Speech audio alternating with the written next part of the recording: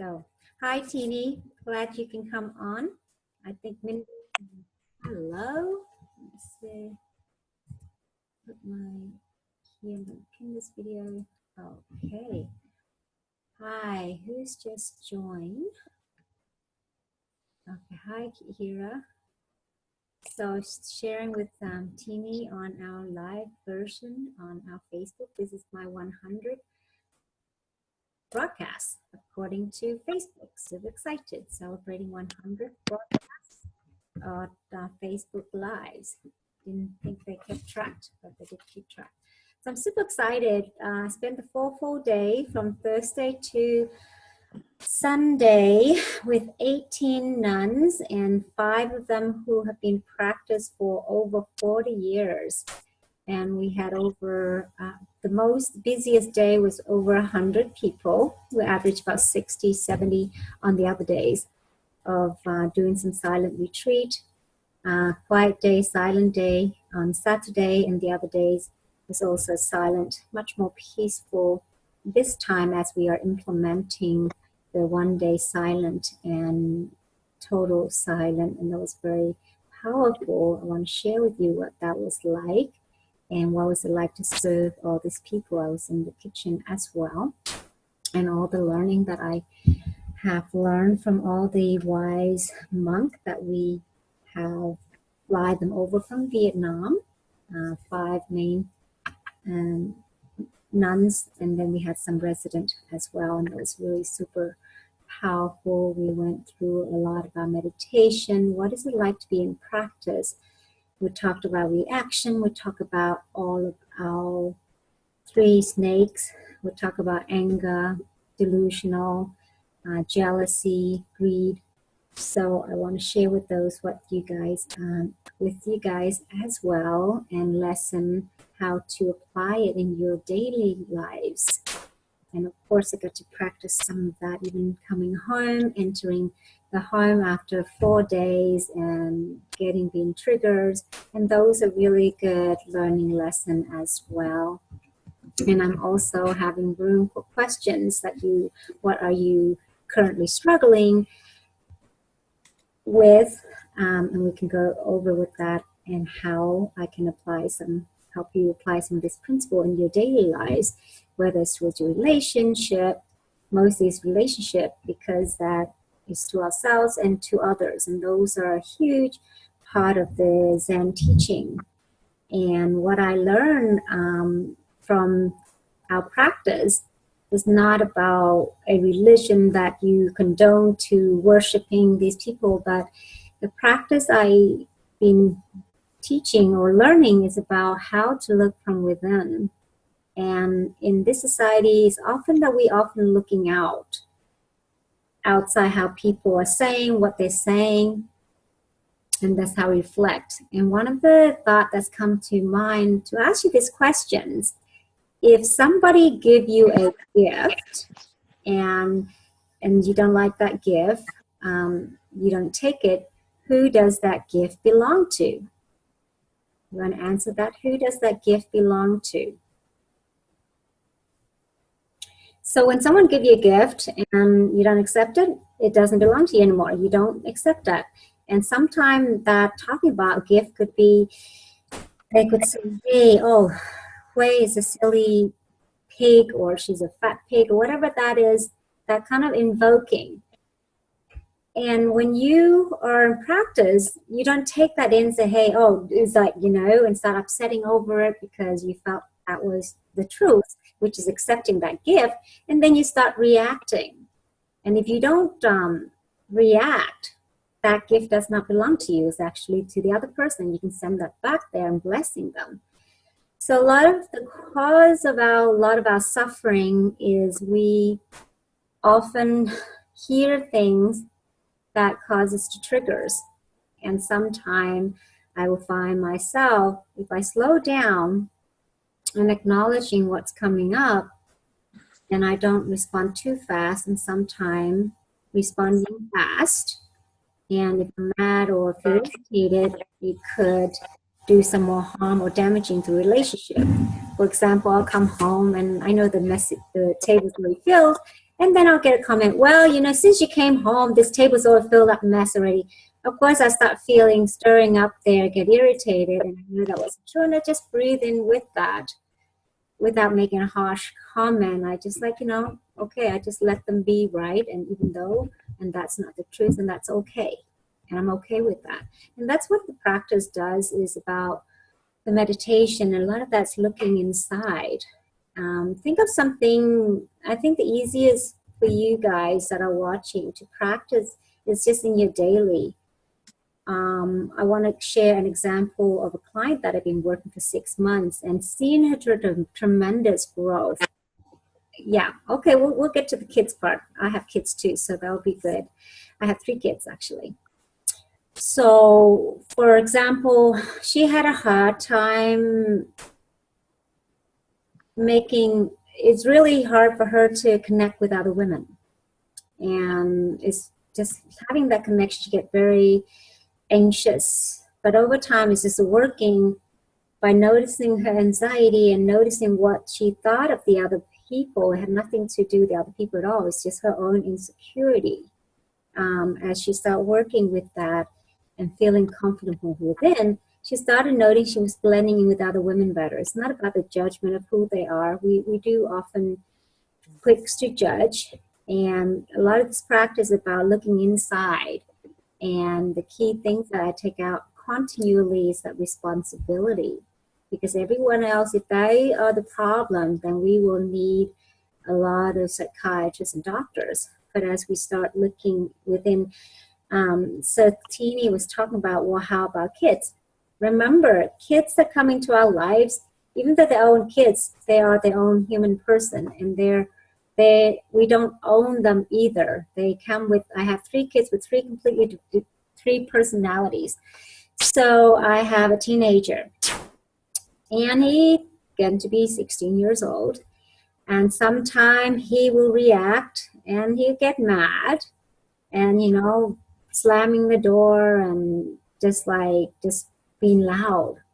I just don't say anything, and then I'm very blessed with my kids with the teaching, and then when he just calmed down, oh, I was so sorry that I was loud to you earlier because I was mad at something else and you just came into the right place. But he was acknowledging that, and not, hi Stelio. So not everyone can have that insight, but knowing that when they are mad and they're reacting, it doesn't matter. If you're going to raise your voice, they're going to add more fuel to the fire.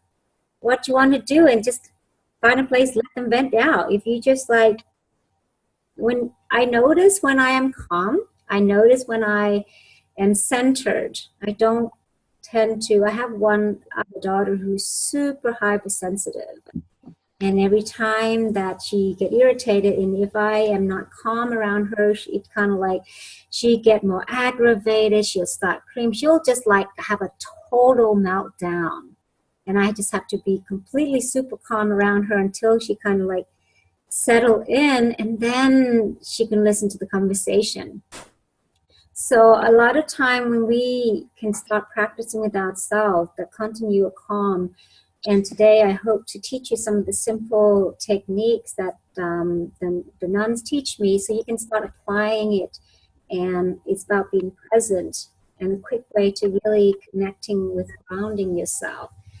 And I got to meet her again this time. This is many times that she came over. The last time she was teaching is about, we're talking about sitting meditation.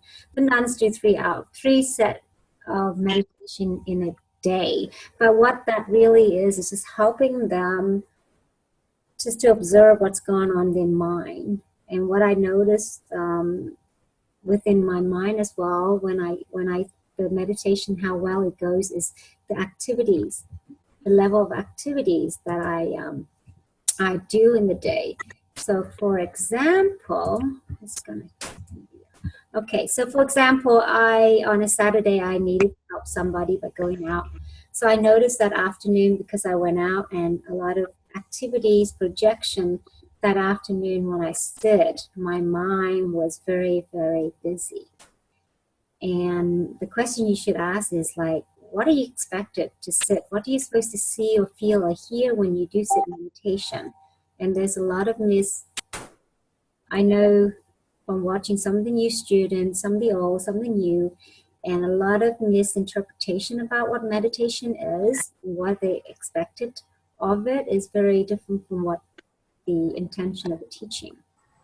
For those who are not regularly practicing meditation, one of the things that a simple one is when you do sit in meditation, all it is for us to quiet our mind down, because during the day we very busy chatting, the mind is continually working.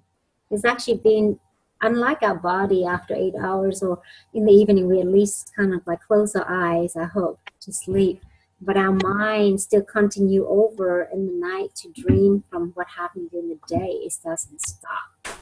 So what the meditation really does is just really quiet your mind, and you can observe what is the most busiest or common theme that are going through your head. A lot of people, they either live in the past, meaning what's done, someone have harassed them when they're driving out, or they're driving out and someone cut them in front of them, and then if they hold that and they carry over, not the next days or probably like a few hours, and they are back there, they're not really here right now instead of focusing driving. So meditation really helping you more of being this present and letting go. That's what I noticed. And it's all come down to the quality of how calm you are, and it teaches you how to react to things.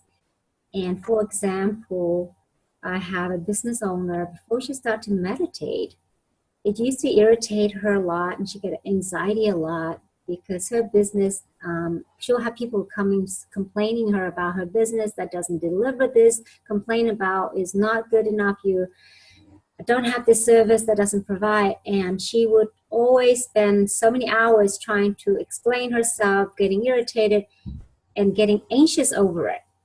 But now when that person come, she took a little slower to process, just thinking about what they're saying instead of like reacting immediately. And then sometimes she'll ask, well, they get irritated, say, well, what are you thinking? Why aren't you answering me quickly?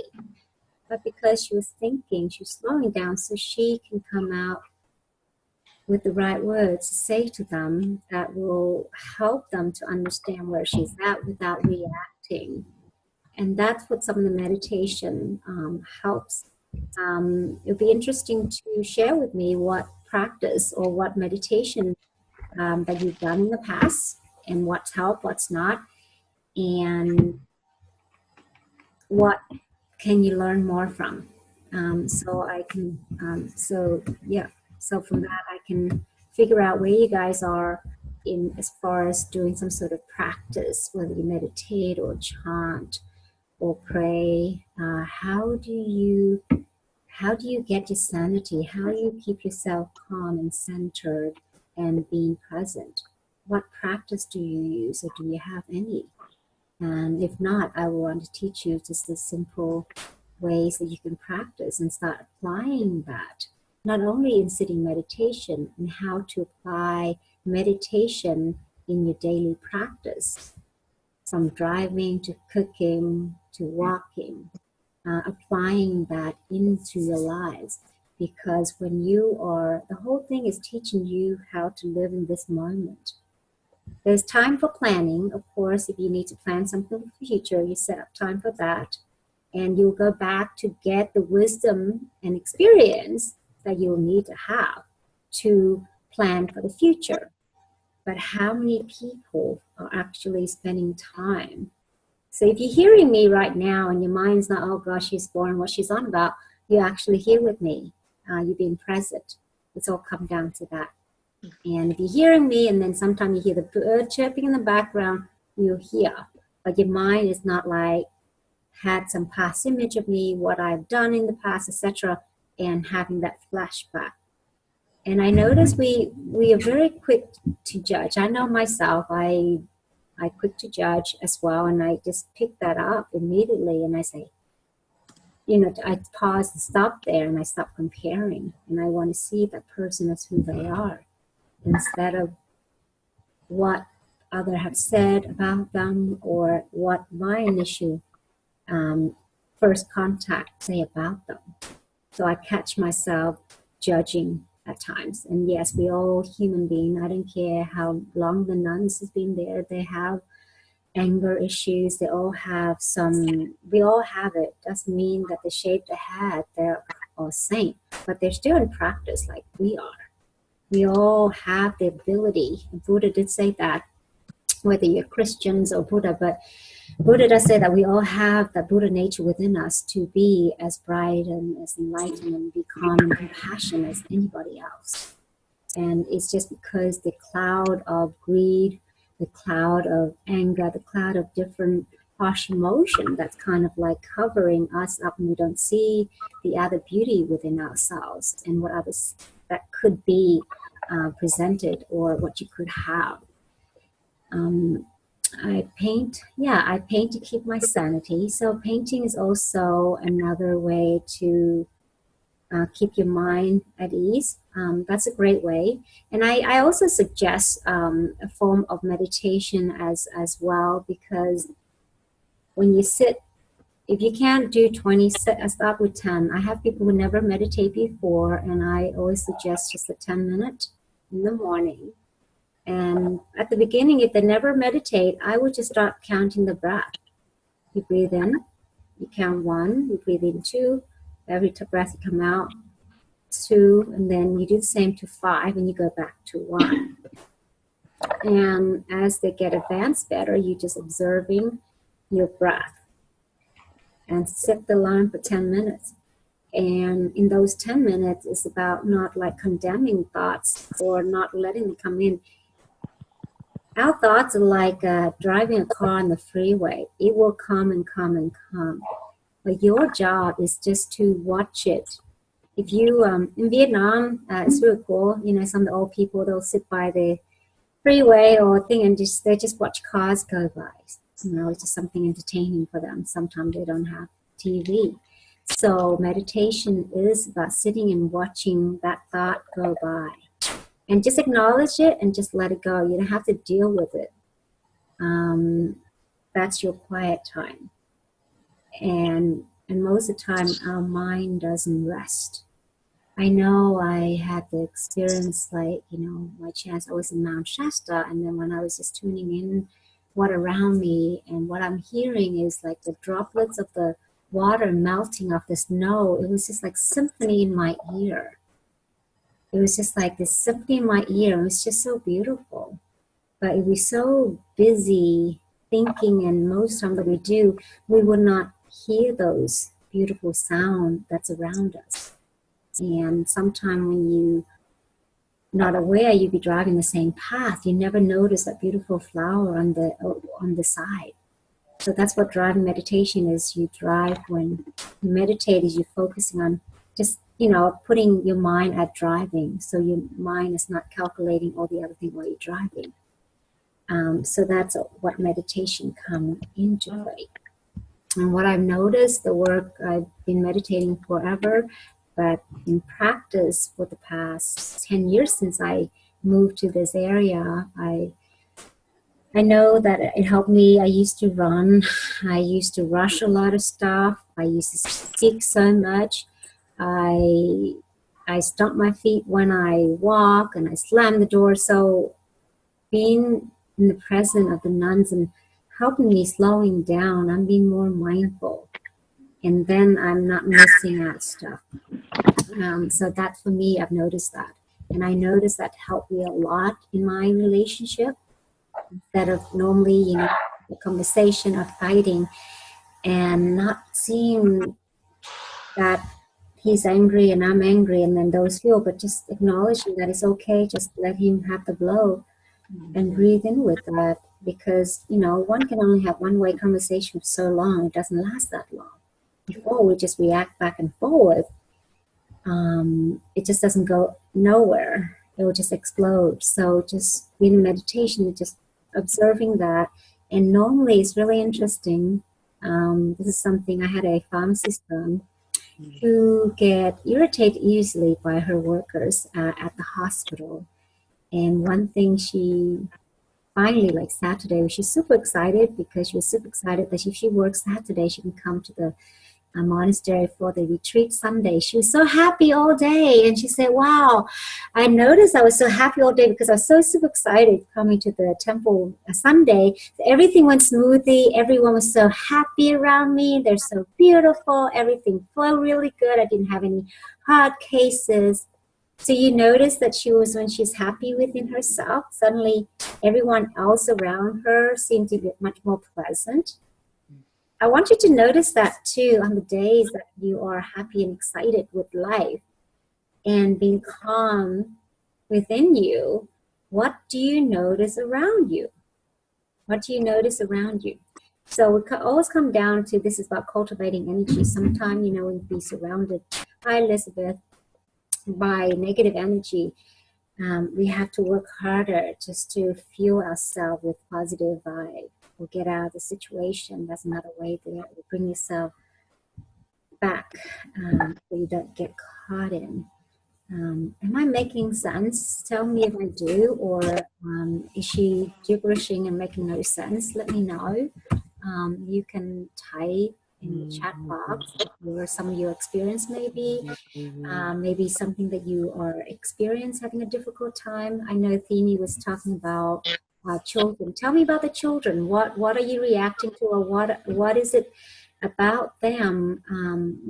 I'm very blessed. I could take 3 of my kids, even those young, to cross the country around to Australia, and no one even know they're even there. These are all kids under 5 I've taken before. And I have women, it's in no way I can even take them on trips, or I have to sit in the back with them. It's like, it's posture and how you raise them and how you are calm within yourself is so important. And maybe, I must be doing something right for me just to handle. And my kids go, gee, Mom, it must be so hard raising us. But I never felt as hard raising them at all, because that is my priority that I choose. And everything else, right now, I still have kids I'm still taking care of. I have 16, 14, and 11, and it doesn't get any easier. Teenager here, I can see the shifting, and the conversation they have with them is not the same when they're 6 years old. And it's this, I still continue to cultivate and being calm within that chaos, and knowing that when I'm that calm, that I come home from a bad day at school, that I need to feed into my chaotic energy. So we can only change ourselves once we start shifting how we deal with, so to paint, so have more, so Tini, tell me some of the things that you experience with kids. They cause them to feel angry, or things that they do that irritate you. Just pick something, see if I can, my 4 years old, only a boy. I have 3 daughters. He behaved like a big boy, and he's having a, I'm just trying, doesn't dress long socks. He started pee again in his underwear. Okay, let me see. So he's experienced, I'm gonna, so we can all learn together here. Okay, let me see. So pee again in his underwear. Okay, so it's only boy. I have 3 daughters. He's behaving like a big boy at daycare, and at home he's a baby. Okay, doesn't dress alone. And so when he come home, he just went back to being. So what is different at home, and how are you in your energy? So how's that change? I know you recently had a baby. And how is that changed since you had that baby with his behavior? Do you notice that suddenly become his new behavior since you had the baby, Teeny? Because I remember my son, he was diaper free already, and I had my daughter, and I was diapering my daughter, I'm taken away to this new kid now, and all the attention go to the baby. And it took me 6 months to toilet train him again and giving him some attention when my daughter's asleep. And once I start giving him that attention, because, up to now he was only child. And I noticed that one thing he was reverting back was back into his diaper. At 18 months, he was already diaper trained. And when I had my daughter, he reverted. I literally he just lie there like a baby so I can die for him again. But for me, in my personal experience, it took me like almost 6 months to retraining him. And for that, I've noticed with him was I wasn't giving him all the attention of me before. I had this new baby I have to take care of, and father is at work. So then what I did was anytime baby sleep, I want to give him my undivided attention and just spending that time and explaining to him. But for him, it took me 6 months. It wasn't easy for me. It wasn't fast. There was no magic bullets. That's the truth. It took me 6 months just to go through the whole toilet training with him and having that conversation. And finally, at 2.5, I was able to put him in preschool because he was totally toilet trained. And because that was I noticed. So let me see this. Thank you. I'm having emotionally, mentally hard time buying my house. It seemed like an obstacle after obstacle. I can't ever achieve it. And you just want a house. Okay. So what I noticed, the energy, you see, house, car, cell phone, anything that we use or live in, this body is just a temporary house to host our soul. Our house actually chose us. So you're having a hard time. What I'm hearing is mentally hard time buying my house. I'm having an emotional, mentally hard time buying my house. It seemed like an obstacle after obstacle. Okay.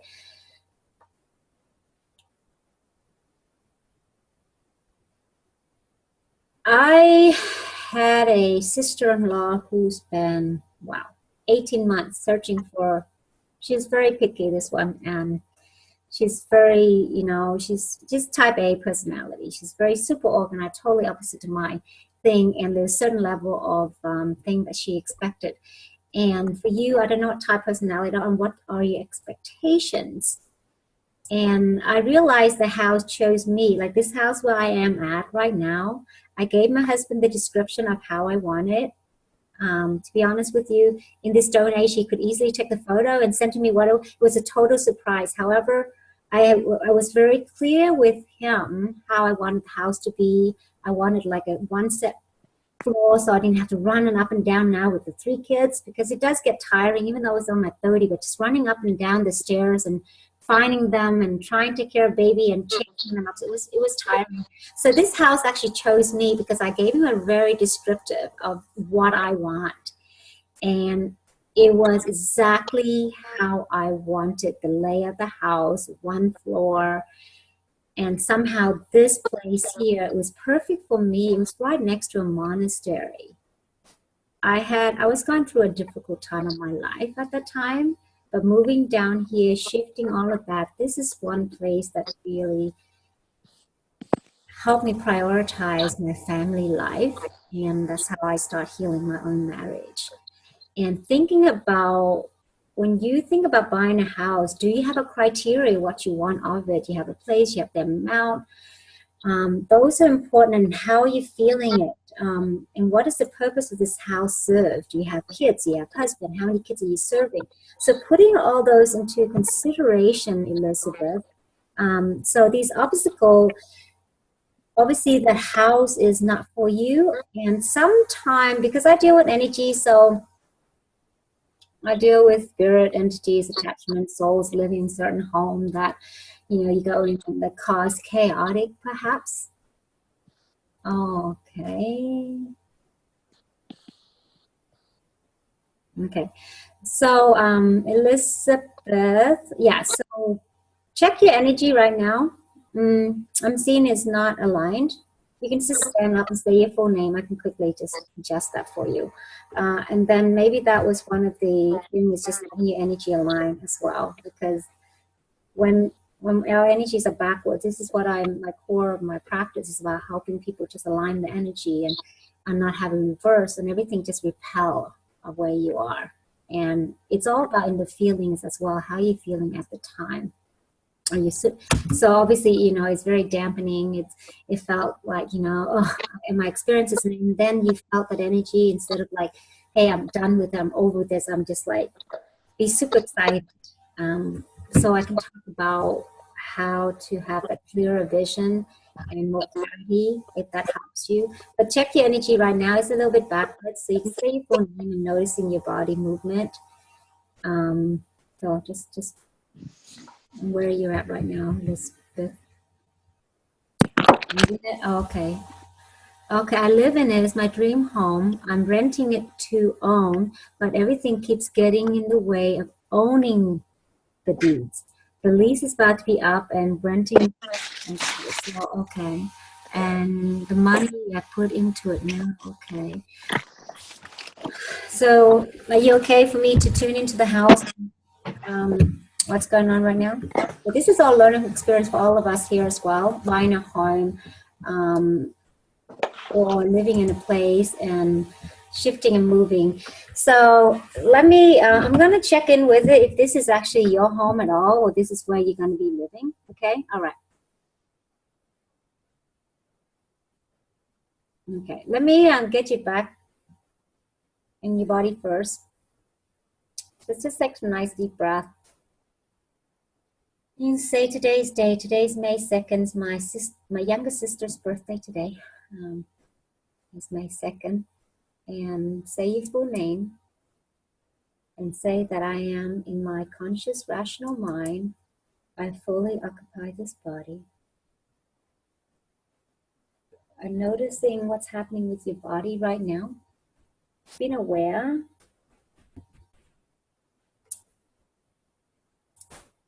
Being aware what's going on in your body right now. Just talk to me.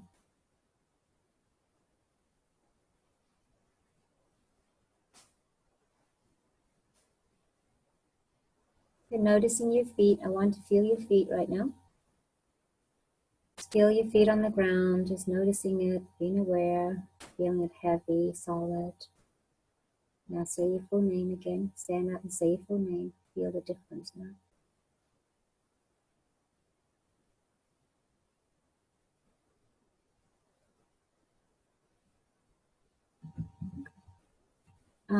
Okay, so this is the house you want to own. So let me check into the home energetically and all that and see what's going on. And if it's okay, I will let you know what I got. So I'm only just sharing what I know at this time. So, okay, so I don't get this house to be yours. Even though consciously you love this place, this is like everything that I want, and this is the place I want to live. But your guys said, no, this is not your home. That's why you're having all this obstacle. This is not it. Your mind said it is, but your heart said it isn't. So you're having miscommunicating something here. So yeah, redo your math. And what's that about? Redo your maths. I just got a message. Just redo your maths. I see something bigger, something better for you that more resonate with you more than this place. That's what I got. And it could be as quickly as 3 months' time. That's what I got when I tuned into that, and that was the message that I have, Elizabeth. So that's why maybe that's the reason that, yeah, maths. They said do your maths. And just, I think, meditate on it, and maybe listing, you know, all the things that you experience, list them, because all of them are communicating. Whether it's plumbing, the house is like no different than your body. It's like the car, things break down in the car is also reflecting who you are. Your house is all the same. Just noticing, maybe list something and I can just give you an insight on something here for you. So yeah, just maybe type up a list of things that's been going on that is not right. So, so yes, not really. He's a two sister after him. Okay. So going back to Teeny, she said he didn't react this way. So yeah, I would try and find some, maybe spend an extra time with him, just him, when he's at home, and have that conversation with him. Talk to him like a full adult, Teeny. Talk to him like a full adult. What is it that's different at home? And I would treat him like an adult and take him responsible for it. And I would let him, if he need be, I let him wear his wet pants and let him feel what it is like.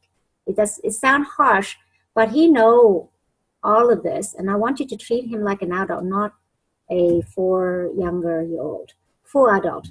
If your husband went and peed in his pants like that and expect you to change, what would you say to him?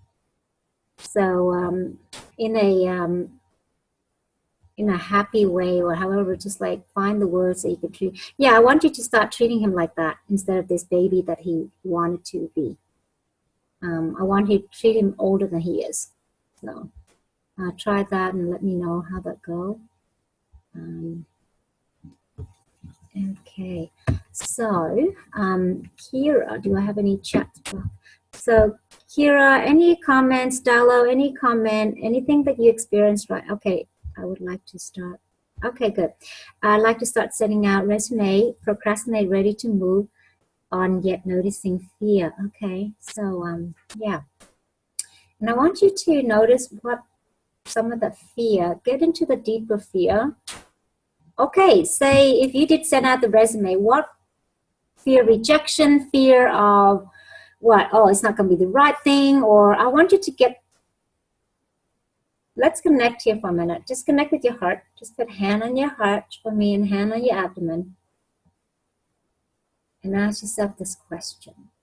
And listen for the answer, Kira. What is it that I'm fearing of if I get hired? What is it that I'm fearing of if I get hired for my perfect job? Start with that one.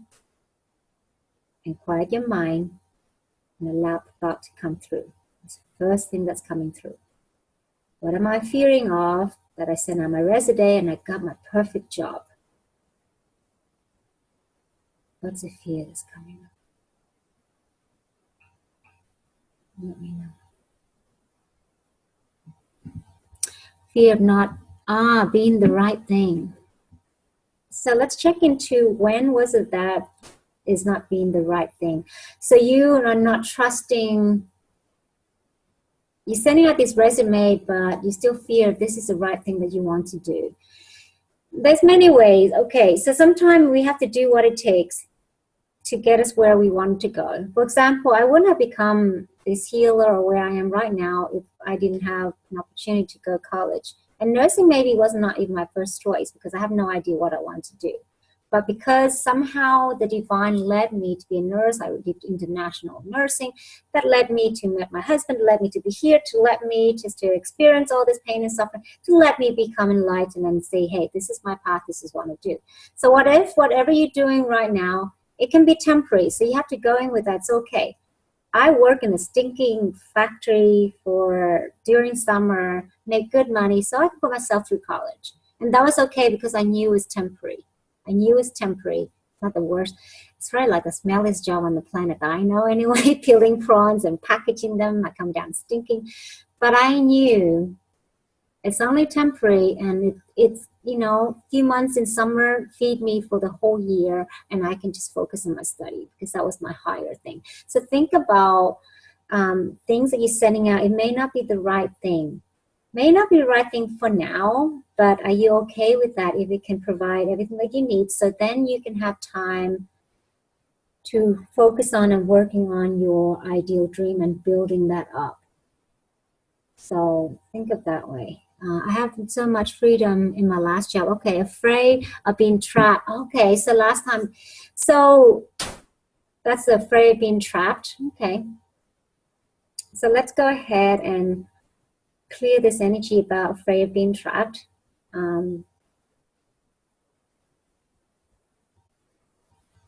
Okay, so I got a 7-year-old in fear of being trapped. So I don't know if that come to mind.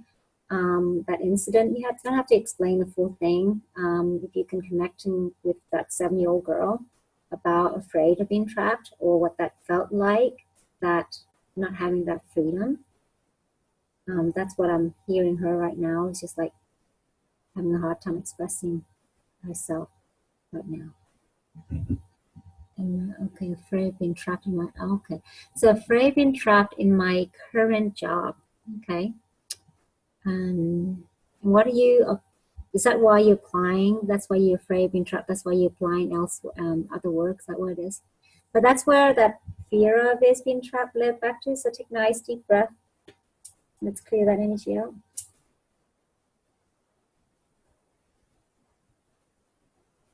And the current job that you're doing right now, you have lots of freedom, right? But it probably doesn't pay as much as you expect it to. I don't know why is the reason that you move on for another job. So they're maybe for more challenging perhaps, or maybe something that could use some of your current skill. Is that what it is?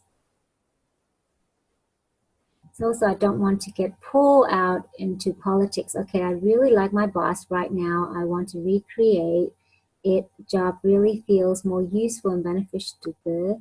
I'm ready to leave the bay and start something. Way, can you hear me this way? Oh, much better. Much better. It's just I was like I couldn't keep up and I couldn't listen. Way better. Yeah, way this better. is way better. Okay, thank you. Okay. So what I'm dealing with is I feel like I'm in a, when you're in a really comfortable relationship, but it's not, it's like, you need to leave it even though it's comfortable. It's just like, I know at some point I need to leave this. I love my boss. I love everything this job has given me. I'm sitting here in Arcata in the most beautiful Airbnb, and I'm working today, and I'm blessed. I know this. Mm-hmm. And I'm afraid of letting this go to something that's not as good. But there's a part of me that just feels like I want to feel like I'm more connected to my work, that I'm like serving in a different way, that I'm using, that I'm using some of the things that I've learned in my grad school.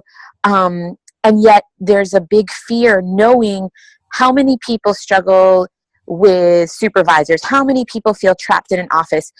I don't want to set myself up where I'm going to bite the hand that feeds me. Do you know what I'm saying? Like, right. I have it good right now, yet some part of me feels like I want more. I want more. And when I look at some of these jobs, they look great, but like, sitting in an office for 40 hours, I haven't done that in 9 years. Yeah. So it's not going to align with you at all, period. Because it's not something so used to. You don't have the freedom that you have right now. Right. So can you be okay with where you are right now and spend the time building a business or doing something that you still love until that takes over? Because you don't have the pleasure like me. I have a husband to fall back into. That's right. Exactly. So you don't have that luxury. I do. Okay, I'm different. I say, okay, I know all this fear. People, it's easy for me to get a job. A nurse, no problem getting a job. I love what I do because I set my own hours. I can go to the patient if I want to. I want 2 days a week if I want to, 3 days. I love, right? But for you, you don't have the luxury to have a man to feed you if you fail. That's what is coming up. So this is what's actually even, I should say, let me say one more piece. I have almost too much free time. Like, I don't have, like, my boss is probably not here. Like, everything I have to do is self-generated, and I actually work better when there is more check-ins, when there is more boundaries. So, like, there's a part of me that is craving a little bit more of that, like working more with people, more collaboration, not just me on my own all day, every day, without check-ins, without checks and balances, without like, even I'm in sales and they don't put in anything that like pushes us harder. So I'm finding myself complacent because it's like, if they're not going to pay me if I do better, or they're not, if I'm paid the same, it's like, why keep pushing? And so like we push when we get a reward. Right. And so there's just certain things that are not set up for me to win here. Do you know what I'm saying? Right. So can you have this conversation with your boss? Have ever come to mind and say, hey, I have had, my boss is on this. So like, this is the situation. My boss is amazing, but we both know that it's like, we have so much flexibility and we're left alone that we don't rock the boat.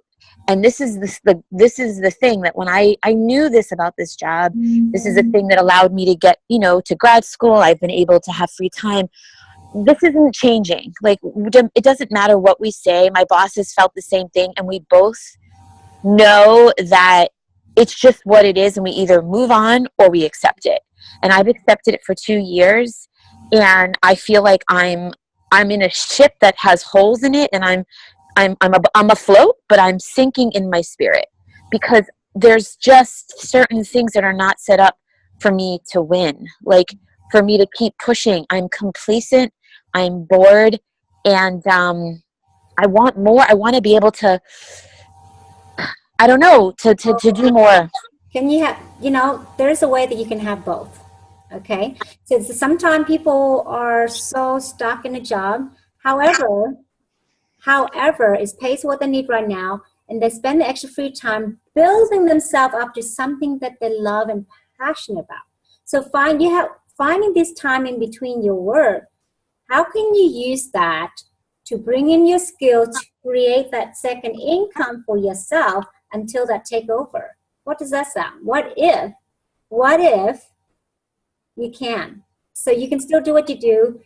It's just like, and then have something that balancing it out until that takes over. Have you thought of that? Just like you don't have to quit. It's like a business. I didn't have to quit everything suddenly. I built it up and I said, you know what? I decided. I am just ready. I'm just in a place, honestly, if you really ask, like, I'm ready to. Where do you want to go?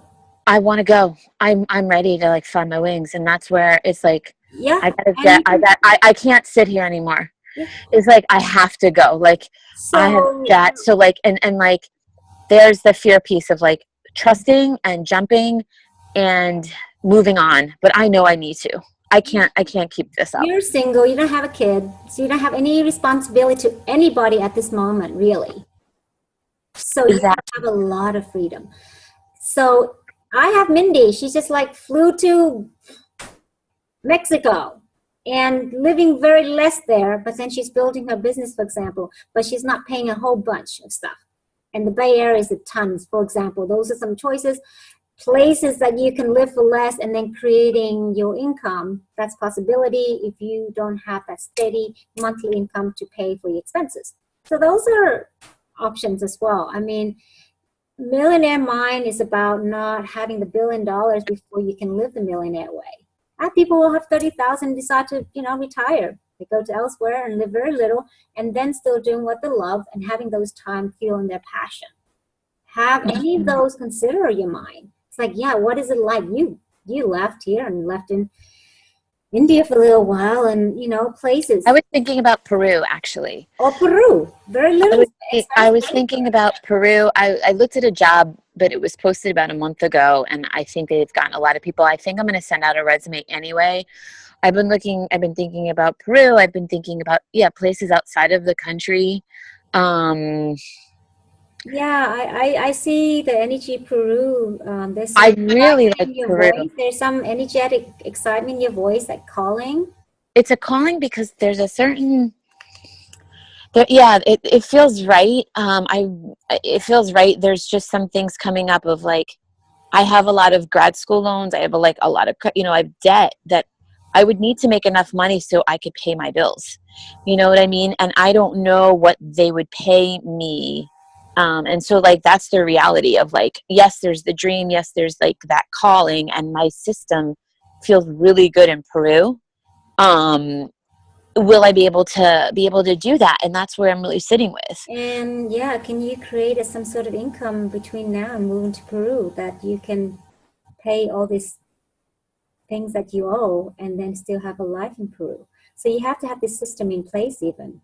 And fair enough, you don't have any debt stuff, you can just pick up and leave. But if you have these responsibilities... Oh, I mean, I'll be paying these debts off for a very, very long time. This is not something that you're going to blink your eyes and this is going to be done. Yeah. No. This is like something that will be with me for a long time. I mean, it's, a big private school, grad school. Yeah, either file, I guess, it's not coming out my mouth, okay, file bankruptcy and then move out. Yeah. But I don't know if they don't, even when you file bankruptcy, they don't take away college. They don't do that. I don't know. What do you look No, they don't. They definitely don't. I know that. Like, they don't. Your college loans will stay. So, my credit card debt. Yeah, that's not my area of expertise with all this debt. But what I'm saying is like, until you can kind of build yourself up in a way that's sustainable for you, then it's automatic. Then you can just really be anywhere. If you can work your butt off the next 6 months, and if you can just live minimally, and if that can pay off or offset some of that, yeah, by all means. But I would do some research into that, Peru and Yeah, Peru I thought of, and I've been also like, you know, yeah, I felt your heart's there, and I would do a little more research on it, and I would just talk to everyone that flew there and worked there and stuff, and what is it like, and figure that out. Because I'm, as far as the debt financial, I'm sure that there's a way that you can talk with all these people and how you can just collaborate them all together and have that installed. So then that's kind of taken care of. So you're not worrying about 5 different debts, because I know the system in place that I have people that I can happy to check you through and say, hey, this guy's very good with that. You can pull them all together, and this is what you come down. That's as far as I know the resources. But yeah, it'll come back down to, how bad did you want it, and how soon do you want this? And that's another question as well. If you don't have kids, but you have kids as your debts. So those are your debts, those are your responsibility. right. Okay, so I would sit with that, and I would just get all the numbers out. I would, I have I can send you guys resources. It's called the Millionaire Mind. And you'll have a sheet that you can fill out all your debts, everything there, so you can really see your financial up clear. So you can have a better visual of what it's like and what it's like to have it free. So I can put that down here. I think I owe somebody that, so then you guys can have a look at that as well. So it's really good to face that and have a look at that. And then that'll give you some insight, because there's different program that is out there that I'm not the expert, but I know where to get the resources from, if that happens. Yeah.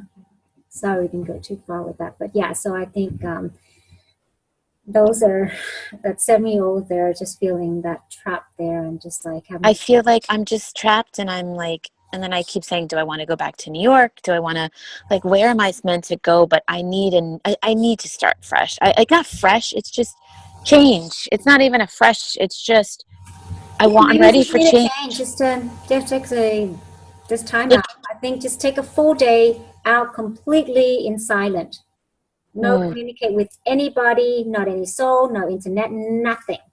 Leave your phone at home. Do that for a full day. Do that. Do that for a full day. Yeah, Leave all your electronics behind. Just go out in nature and just sit with it. That's all you are doing, sitting with it and listen to yourself. Nothing else. You're not chatting with anyone. You're not checking any text. You're not doing it. Just try that and tell me what that's like. It's called, I have a whole section to help people explore. Detox. Yep. Okay, just try that for the day. So, Stalo, any question for me? Sorry, I'm going to answer your question now. I was away for 4 days on the retreat, and we can all learn together, because I think everyone else is also experiencing relationship stuff too that are on here. So this is like something we can learn all together that they probably experience. So you're unmuted. So share with everyone how they can learn from your experience and what insight and wisdom that I may share, so everyone can learn. Go ahead, Stella. Well, I guess one of the important things for me after we did our healing was taking responsibility of my life. So listening to the meditation you shared, I have to keep listening to it. So I kind of reprogram myself to not blame others and be responsible for my feelings, my wealth, my health, my everything. So this has been helpful. I feel like I'm growing up at this moment. I'm not, it's like I was a child and now I have to be an adult, even though I'm almost 35 years old. But so I'm working on that. And how is it like from where you were when you first met me and where you are now looking at things? How is that different now for you to look at things? Oh yeah, there was a big difference, like being feeling empowered, and I can take charge of my life again and make things happen for me. So yeah, there was a big shift in that yes moment or victory moment. Yeah, I can win again. I may, still have thoughts that pull me back, but no, I mean, that's something not to forget about, like that feeling that you transferred to me, and like it's like it was a switch. Yeah. But just, yeah, it will come back. You know, the old self-doubt will come in. The key thing for you is having that awareness. It's like for me, you know, of course, you know, my husband says something irritating and I know it's not true. And then, of course, I will react and, you know, blah, blah, blah. But I know it's not, I'm probably feel irritated. That's why they're coming out of his mouth. And I just shut up and it's okay. You know, I just clean up the mess and it's peace and calm and it's all right. But we all have different triggers, and it's, you know, we all come programmed. We are all come programmed with certain problem that comic things that we all come with different reaction. I have people who, like, you know, so phobia with people. There's people who are easy to react. There's people who are so angry at the world.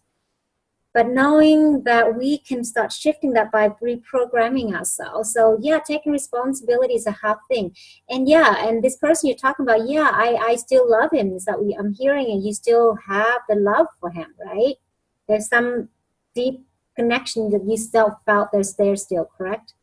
Yeah, I feel like I still need to take action and like go after him. I'm having thoughts, maybe I should move to where he is, even though he's not being, he's not talking to me right now, but I still feel like I need to take action. I don't know why, maybe because I was making plans in my mind with him, and then he kind of threw me off, and I'm not willing to let go. I'm like trying to fix things, and I don't know.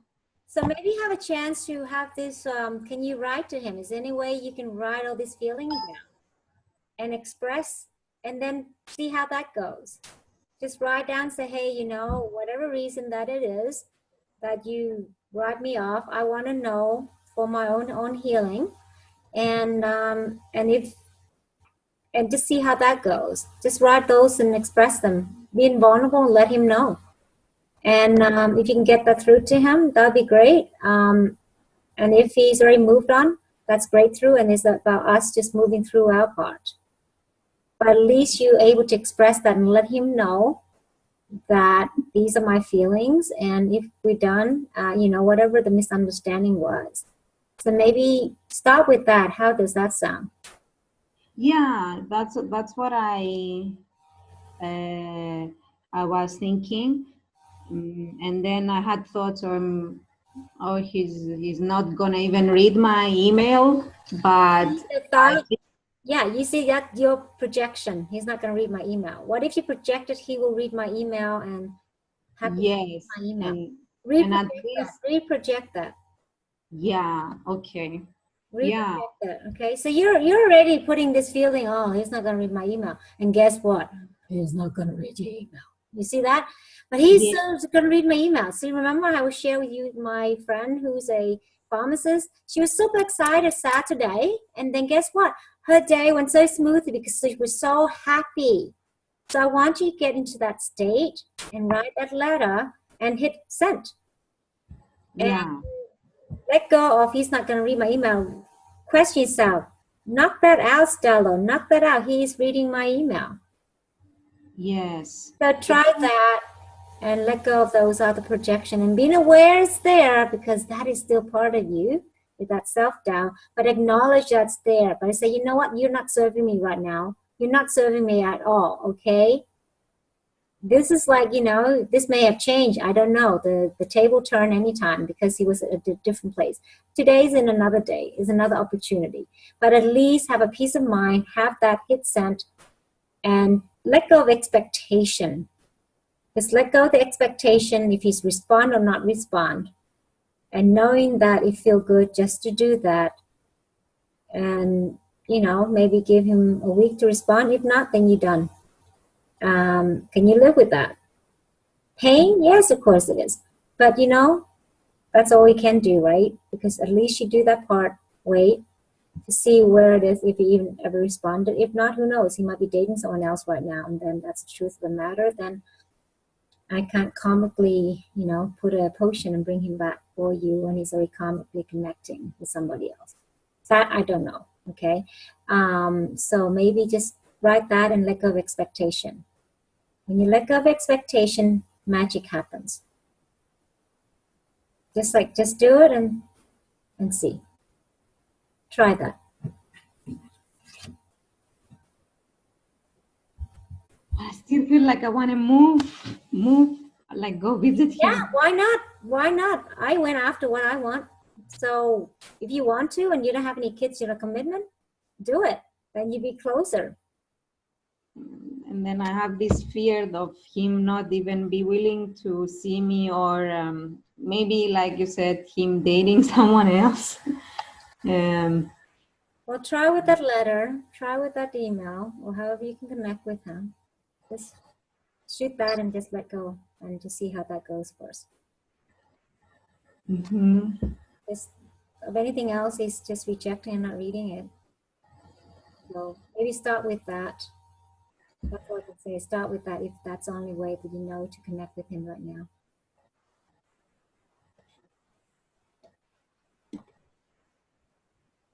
So start with that and breathe into it and just like create a visual in your mind. You know, you can just plan it out in your mind how you want it to plant that seeds. Just plant that seed. Because at least he get to read it. And just, I would let go of expectation. Otherwise you feel, oh, slump on your face, which is already disappointed you already anyway. But, you know, if this is worth shooting for, write him a letter and let it be. I know it's not much helping at all, but that's all that I know and wisdom that I can share with you. Is just write that letter and just have it, even just freely write it first, handwritten it out and see that, you know, expressing that. Handwriting is a really great way to express things. So start with the handwriting. Just write it out. Just express yourself and getting vulnerable in that space. Yeah. So the first part is just don't have to think about, just write it. Yeah. Let it flow. Let the pen flow. And then maybe the draft part, then you can just highlight what you want to send. Yeah. It's fine. Yeah. Maybe also my situation in Cyprus, like work-wise, and maybe the whole thing is affecting my energy, so it kind of like flows into other areas. So yeah, And because the economy in Cyprus is not that great. So yeah, you are making good money. If you need to move for the economy, do. And just like, you know, you were okay without him in the past and working, weren't you? Yes. Exactly. I want you to get back to that energy. And when you are in the right space at the right time, the right person will come for you. I could do a whole talk on this, how to attract the perfect man.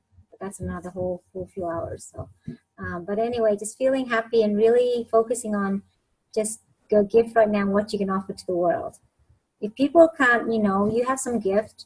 So just think about all your benefit that you be out there doing what you're doing and bring a spark to your face and just like, you know, get in that space again and seeing it. So start with that. Because you have to get in that space of happiness, because otherwise if you feel like this and then you're just detracting. You just have to fake it till you make it. How's that sound? Just fake it until you become it. Just fake it. Fake happy is okay. Even just the act of smile, lifting up will cause this change within your body. And I want you to do that in the mirror even. Just try starting with that.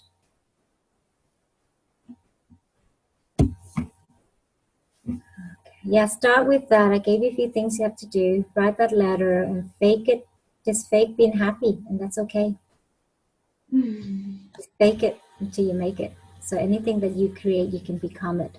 So instead of like feeding it to something more negative, try and find something positive, light out. Yeah, it's like I'm blaming myself for the law of attraction. Yes, so forgiveness meditation. And then Go back to the forgiveness meditation and the responsibility again. Listen to 5 times a day then. If you need to get to that space, listen more and go back to the forgiveness meditation. If not, I resend it. Yeah, so go back to forgiveness meditation. You need to forgive yourself. You're the first person you need to forgive yourself. How can you even forgive or expect to be forgiven if you can't forgive yourself? So start with that. Yeah. So yeah, so But are you sensing he's connecting with someone else? I don't.